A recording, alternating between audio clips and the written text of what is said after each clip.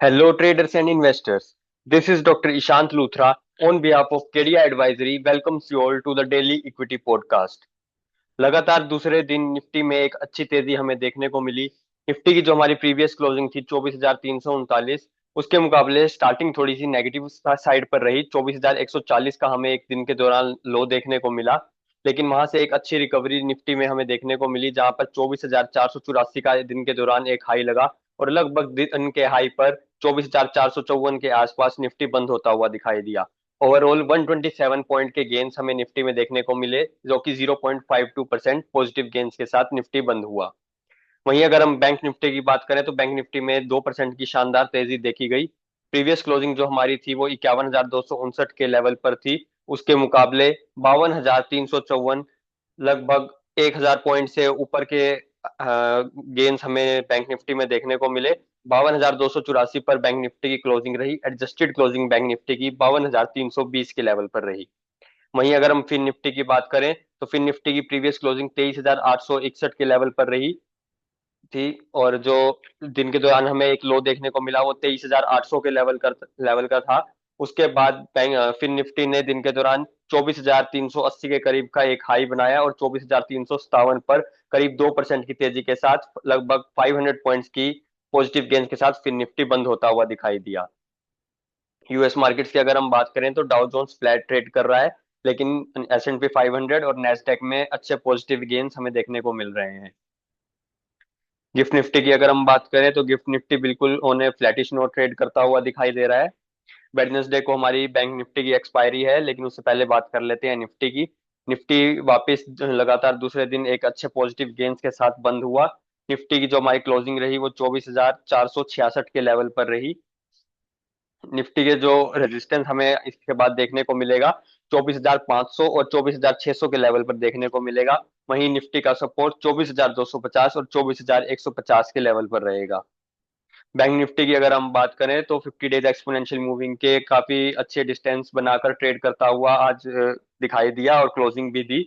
Bank Nifty की जो resistance अब देखने को मिलेगा वो 52,550 का लेवल रहेगा, और सपोर्ट जो बैंक निफ्टी को मिलेगा वो 51,700 के करीब, जो कि 50 डेज एक्सपोनेंशियल मूविंग एवरेज है, वहां पर देखने को मिलेगा। फिर निफ्टी की अगर हम बात करें तो फिर निफ्टी भी 50 डेज एक्सपोनेंशियल मूविंग एवरेज के काफी ऊपर निकल कर ट्रेड करता हुआ दिखाई दिया। 24,357 की हमारी क्लोजिंग रही।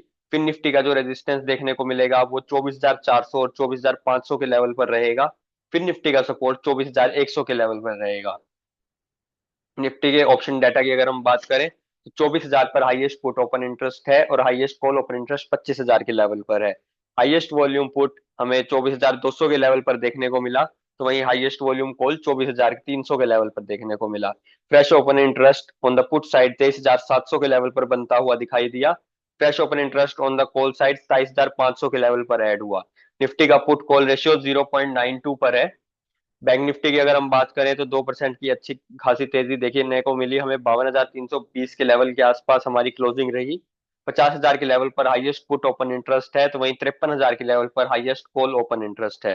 हाईएस्ट वॉल्यूम पुट हमें 51,500 के लेवल पर देखने को मिला। हाईएस्ट वॉल्यूम कॉल 52,000 के लेवल पर देखने को मिला। Fresh open interest on the put side 51,800 के लेवल पर ऐड होता हुआ दिखाई दिया, और fresh open interest on the call side 53,200 के लेवल पर दिखा। बैंक निफ्टी का पुट कॉल रेशियो 1.38 पर है। Technical stock picks for the day की अगर हम बात करें तो सबसे पहले भारतीय एयरटेल में 4 आवरली टाइम फ्रेम पर एक बुलिश हार्मोनिक पैटर्न हमें देखने को मिल रहा है। 1645 के ऊपर एक बाई ट्रेड इनिशिएट की जा सकती है 1660 रुपीज के टारगेट्स के लिए। 1635 का स्टॉप लॉस मेंटेन करें। बजाज फिनसर्व में 2 आवरली टाइम फ्रेम पर एक फॉलिंग वेज पैटर्न का हमें ब्रेकआउट देखने को मिला। प्राइसेस जो है वो फिलहाल 50 डेज एक्सपोनेंशियल मूविंग एवरेज और 200 डेज एक्सपोनेंशियल मूविंग एवरेज के नीचे ट्रेड कर रहे हैं। 1770 के ऊपर एक बाय ट्रेड इनिशिएट करे 1790 के टारगेट्स के लिए। 1755 का एक स्टॉप लॉस रहेगा। क्रॉम्पटन की अगर हम बात करें तो यहाँ पर 394 के ऊपर हमें एक बाय ट्रेड इनिशिएट की जा सकती है। फॉलिंग वेज पैटर्न का हमें ब्रेकआउट मिला है।